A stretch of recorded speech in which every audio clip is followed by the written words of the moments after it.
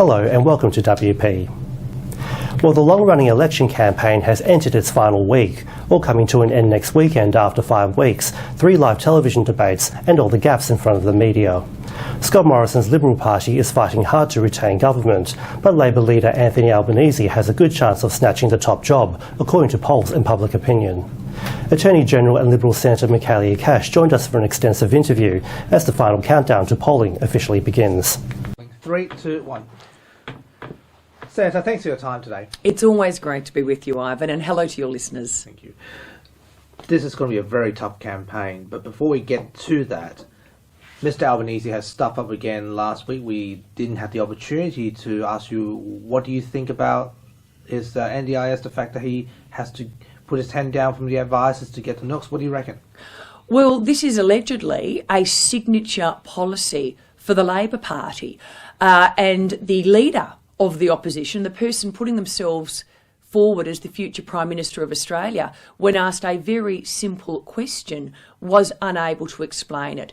But this is not the first time, Ivan, that we've seen a gaffe from the leader of the opposition.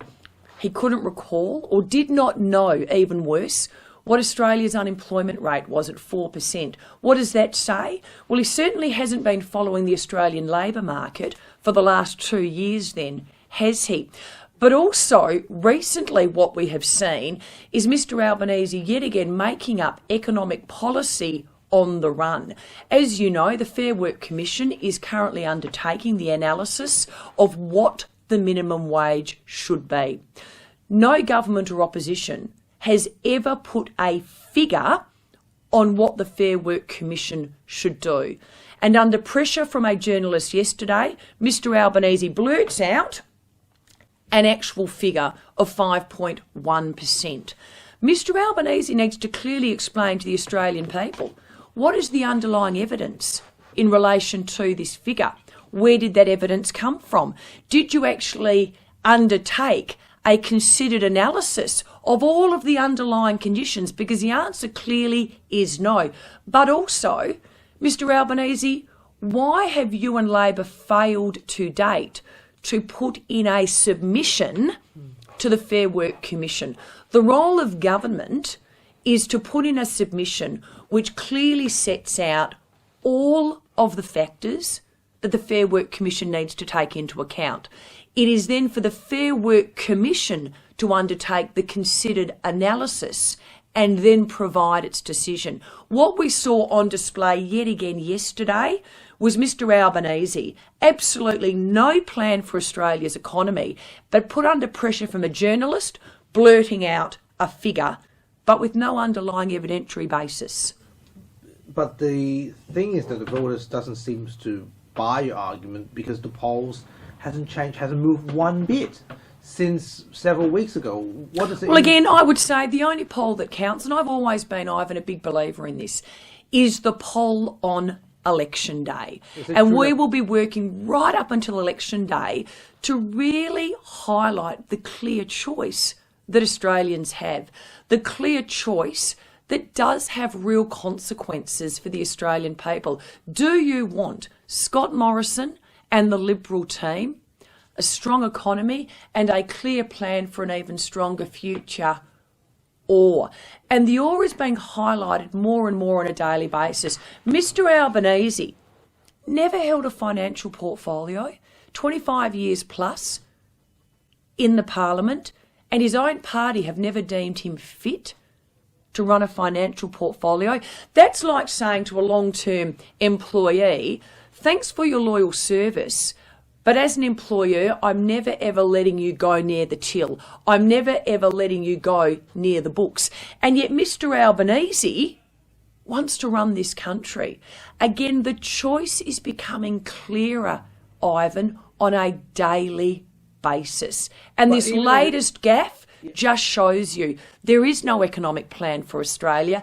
He's making it up on the run. But what is worse, put under pressure from a journalist, he blurts out a figure, but can't explain where the figure came from other than one factor. That's not good enough. What do you think of Anita's front page on the newspaper today? Oh, well, clearly there are questions to be answered. I mean, let's just remember, there has never been a tax that in particular Mr Albanese hasn't advocated for and hasn't had a delight in actually implementing when given the chance in government. Zanita needs to come clean, in particular with the electors of Swan. Does she support a carbon tax? Does she support a mining tax? Voters need to know where she stands on these two issues. Because as we know, a carbon tax is a tax on your job. A carbon tax is a tax on employers. Does she support a carbon tax? Because it would appear from the front page of the West Australian, yes, she does. Well, she needs to come clean with the voters of Swan and clearly outline her position. But given also the importance of the resources industry to Western Australia, the fact that Mr Albanese, last time he was in government, imposed a mining tax on Western Australia, that's a tax on your job, that is a tax on jobs of Western Australians. Does she also support a mining tax? There's some Liberal voters have been voting for Liberals for the entire life, saying it's time for a change, we're voting for someone else.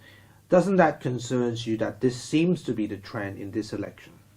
Oh, well, again, I disagree. Every day that I've been out there talking to people, and in particular the last few days on pre-poll, I've had people actively coming up to me and saying what we now need more than ever is the continuation of a strong government. They want a government that has a clear plan for the economy. They want a government that understands the best form of welfare is a job. People understand that the Morrison team, they've made decisions, in particular in the last 2 years, to protect the lives and livelihoods of Australians. They understand that when it comes to national security, a Morrison-led government will always put the security of Australia and Australians as a priority. That's the feedback I'm getting on the ground. But again, for those who are potentially thinking about the choice, because there are certainly some people who have not made up their mind. That is reflected, as we know, in around 25% of the Australian population. There's always a percentage on voting day that are making up their mind on voting day. This election is about a choice, and it's about a choice that will have real consequences for the Australian people. Think about that choice. Do you want the stronger economy? Scott Morrison, a clear plan for Australia's future, or Mr Anthony Albanese? They have a history of weaker economies, higher taxes. Australia does not need that, in particular at this point in time. Is the Liberal Party under attack? When you say under attack, what do you mean by that? Kill independence. Oh, well, again, I think for us, the choice... Ganging up on you? No, I think the choice is clear, and that's our role each and every day, to be out there. I mean, you look at the underlying figures. Unemployment at 4%. We are one of the few countries in the world to have maintained a AAA credit rating. Our economy is the envy of so many others. When you look at the decisions we made to protect the lives of Australians, the decisions we made saved tens of thousands of lives. You look at the impact of JobKeeper, the fact that it sustained employees throughout COVID to maintain that important connection with the employers. You look at where we are on national security. Again, that's our role, is to be out there each and every day talking to the Australian people and explaining to them what that clear choice is. And now, here's AMA-WA spokesman Dr Andrew Miller with his weekly COVID-19 update and commentary. Hi, thanks for your time. As we head into the federal election week, getting the impression that Western Australians are starting to realise that this is not going to be over in a short peak and COVID will be gone and we're just back to 2019. And that's going to be a bit of a difficult realisation and adjustment period for a lot of people, that the disruption that comes from living with the virus is in fact going to be quite disabling to the community for the foreseeable future, not just in the health system, but as people fall sick or need to isolate across the community, this is going to have an ongoing and rolling effect on all of us. And of course, the best thing we can do to mitigate that is to reduce transmission where we can by wearing good quality masks, particularly when we're in public and indoors, and being very careful to stay at home if we're sick, and to continue to RAT test and PCR test when appropriate. And also to think about ventilation of buildings, and the Health Department have put out an excellent document now about how buildings should be ventilated to ensure that there's fresh air indoors and we're flushing the virus out whenever possible. The virus, of course, continues to mutate to get around the vaccines that we currently have, and we do need to update those vaccines over the next year or so, and we'll have to have further boosters as time goes by. But ventilation and good masks, of course, will work against any variant of the virus to reduce transmission, which is good news.